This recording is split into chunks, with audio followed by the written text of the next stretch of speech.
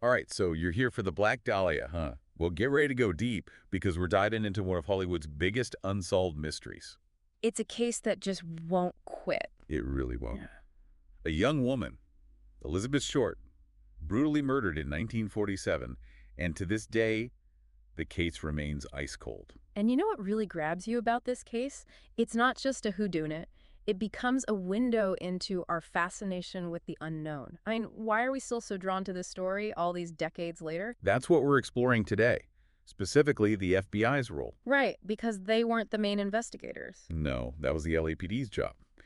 But even so, the FBI files on this, they have some pretty wild pieces of the puzzle. Like, did you know they identified Elizabeth Short using just fingerprints? Yeah, pretty amazing. And get this, they did it in under an hour. Think about the technology back then, right? Huh. 1940s. Their main tool for sending fingerprints was something called sound photo. Sound photo. What is that? Some kind of like early radio thing? It was actually an early version of a fax machine. Light turned into sound waves, sent over telephone lines, and then back into light to make an image on, like, photographic paper. Wow, that's wild. Cutting edge for the time. And don't forget, the FBI was already dealing with a massive fingerprint database, over 100 million records they had to search through. That really puts things in perspective. We're here with instant everything, and they're solving crimes with sound waves over the phone. Amazing. But before we get too deep into the FBI's investigation, maybe we should talk about Elizabeth Short herself. Yeah, I absolutely. mean, she was more than just a victim in some headline, right? She had a life. And before all this happened, before 1947, the FBI actually had Elizabeth Short on their radar a couple of times. Really? What for? Actually, pretty ordinary stuff. Like what? Well, she applied for a clerk job on an army base, and then there was that time she got caught drinking underage. Wow. Just normal stuff. But later on, that info became really important to the case. It's kind of sad, these little everyday moments becoming part of something so awful. Like, you get these glimpses of her life before Hollywood, all her dreams, all her hopes. Right, a young woman just trying to find her way, caught up in the allure of Hollywood. But then, January 15th, 1947, everything changes. This is the day. A woman's walking her kid through a neighborhood in LA, and she sees what she thinks is a mannequin just lying there. Oh, man. But as she gets closer, it's not a mannequin. It's Elizabeth Short. Naked, her body cut in half at the waist. God, that must have been terrifying to find. Just the thought of it. Gruesome discovery. And here's the thing, there was no blood at the scene. None.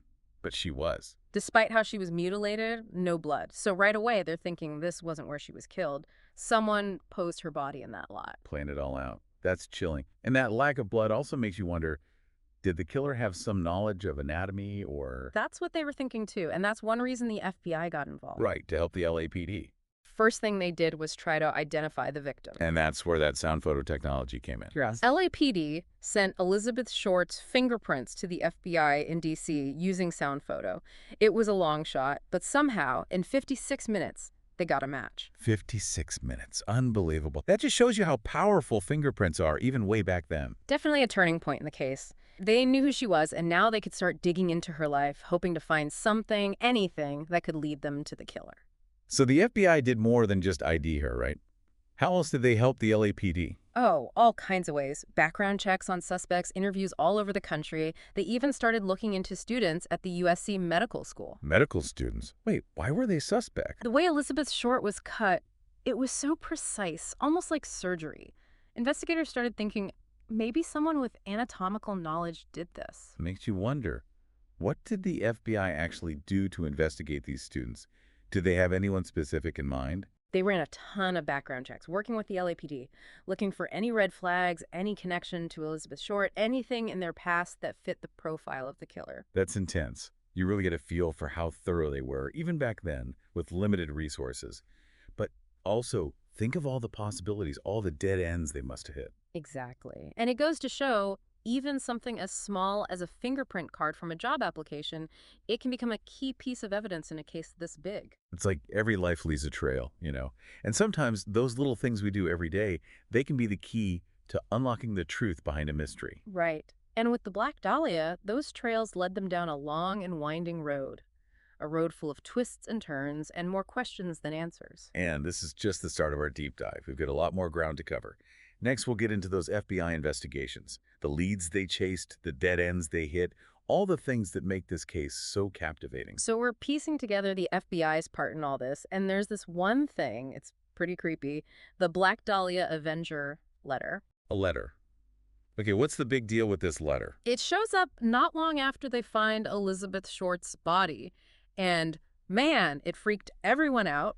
The whole thing was made with words cut out from newspapers and magazines, like a ransom note, but weirder. Oh, wow. Yeah, I can imagine. And it was signed, the Black Dahlia Avenger. Talk about bold. Sending a letter like that to the cops, it's like he wanted them to find him. Exactly. And here's the thing. There were details in that letter, things about the crime that no one knew yet, except the killer. So they had to think, maybe this is him. Oh, yeah. Right away, they sent it to the FBI crime lab. Experts went over that thing, every inch of it, looking for anything, a fingerprint, a hair, something to tell them who sent it. Did they find anything? Those fingerprints, they were so good at using them for ID. No, nothing, no match. Dead end. Man, that's got to be frustrating. Having a letter, maybe from the killer himself, taunting you with details, and you can't trace it back. It's like he just vanished into thin air. The Black Dahlia Avenger letter, creepy as it was, it didn't give them any real answers, just more questions. But it showed how brazen this guy was, how he was always a step ahead, and maybe how much he was enjoying the attention. I mean, yeah, if you send a letter like that, Yeah. so it's like another mystery on top of the main mystery. It really is a reminder that some secrets, they stay hidden. This case is full of dead ends, huh? Like every time they get close, something else blocks them. The Black Dahlia case, it's been driving investigators crazy for decades. Leads, theories, suspects, but no real answers. So we've got the gruesome scene, the FBI identifying Elizabeth Short super fast, this creepy letter, and then those medical students. What else did the FBI do to help the LAPD with this? It was more than just those things. Think about it. This was way before computers, before you could instantly share information. Yeah, good point. So the FBI being able to run records, talk to people all over the country, organize everything, that was huge for the LAPD. This case was all over the news. I bet they were getting tons of tips, leads, probably a lot of junk too. Tons of it. And the FBI, they were the ones who could sort through it all. No stone left unturned, as they say. It sounds like a logistical nightmare. Like a giant puzzle where the pieces are scattered all over the place. How did they even keep track of it all? It was a lot of old school detective work mixed with new technology, interviews, checking alibis, cross-referencing everything. Think about it, they're talking to Elizabeth Short's friends, people who might have seen something, maybe even the killer himself. And all with the pressure of this huge case on their shoulders. Must have been intense. Any big roadblocks they hit. The biggest one, all the false leads. A case this big, it attracts a lot of attention seekers, people making stuff up, confessing to things they didn't do. Yeah, you see that a lot with famous cases. The FBI had to filter all that out, focus on the facts, not get caught up in the hype. It's a tough balance. The media, it can help get a case solved, but it can also mess things up. Spread rumors, scare witnesses. Exactly. The FBI had to walk a fine line, keep things professional, stay objective, even with all that pressure. But even with all that, they couldn't crack this case. It's still unsolved. All those resources, all that effort. Why do you think they never caught the guy? That's the big question, right? There's probably a bunch of reasons. Back then, their technology wasn't what it is now. They had fingerprints, but DNA, that was still science fiction. Makes you wonder, what if this happened today? With DNA, social media, all that stuff. Would it be easier to solve? Or would it just be a different kind of difficult? Who knows? But one thing's for sure. This mystery, it's not going away. It makes us think about the darkness that's out there, how some things we may never understand. So where does the FBI stand on this now? It's been so long. Is the case still open? Officially, yeah, it's open. But realistically, I doubt they'll ever solve it. Too much time has passed. It's a cold case now, just a bunch of files in a box somewhere. A reminder that sometimes justice is out of reach. That's got to be tough on Elizabeth Short's family. Knowing the killer's probably out there somewhere, never having to answer for what he did. It's the worst part about unsolved cases. No closure, just unanswered questions. It can haunt families for years, decades even. The Black Dahlia, it's a prime example of how some cases, they just stay with us. The mystery never goes away. But some people say that's what makes this case so fascinating, right? The fact that it's not solved, it lets us come up with our own theories, our own endings to the story. Yeah, there's something to that. The Black Dahlia has become more than just a crime. It's a story, a legend. It makes us think, makes us wonder. It's Hollywood, it's true crime, it's got all these elements that people are drawn to. And the fact that it's unsolved, that just adds fuel to the fire. Definitely. And it makes you think, What if the FBI had today's technology back then? Would they have cracked the case? Or are some mysteries just too deep, too complex to ever truly solve? Now, that's a thought. But before we go too far down that rabbit hole, remember how we were talking about the nickname Black Dahlia? Yeah, stuck with her, become her identity Well, almost. get this. Black Dahlia, it wasn't even her real nickname. No. Nope. The press made it up. It was catchy, it sounded good, and it just stuck. More people know her as the Black Dahlia than as Elizabeth Short. Wow. It's like her real story got lost in all the hype. She wanted to be an actress, she had dreams, and now she's just this symbol, this icon of unsolved crime. It's a reminder that the media, it has a lot of power. Sometimes too much. It's a reminder that behind every big story, there's a real person, a real life. Mm. And we got to remember that no matter how fascinating a case might be, it really makes you think, doesn't it? All these years later, we've looked at the investigation, all the twists and turns, the media circuits around it all. But why? Why is this case, out of all the mysteries out there, still so captivating? Yeah, why this one? It's a question that keeps everyone coming back to it. Researchers, historians, even just people fascinated by true crime. So what is it about the Black Dahlia that makes it stand out from all the other cold cases? What makes it so special, so enduring? Well, I think it's a few things all coming together. I mean, first, just think about how brutal the crime itself was. Yeah, that's the part that gets to you, right? The way they found Elizabeth Short's body, that was shocking, even by today's standards. You look at that and it triggers something deep down, a fear that there's real evil in the world. And then on top of that, the fact that he was never caught, Yeah, it just adds to that feeling, like something's unfinished, you know? absolutely. It's like an itch you can't scratch. And because it's unsolved, it lets our minds run wild. Everyone becomes a detective, coming up with theories, trying to figure out who did it, why, trying to make sense of something that might not make sense. And we can't forget how the media blew this whole thing up. I mean, Black Dahlia wasn't even her real name, right? Right, it was the press who came up with that.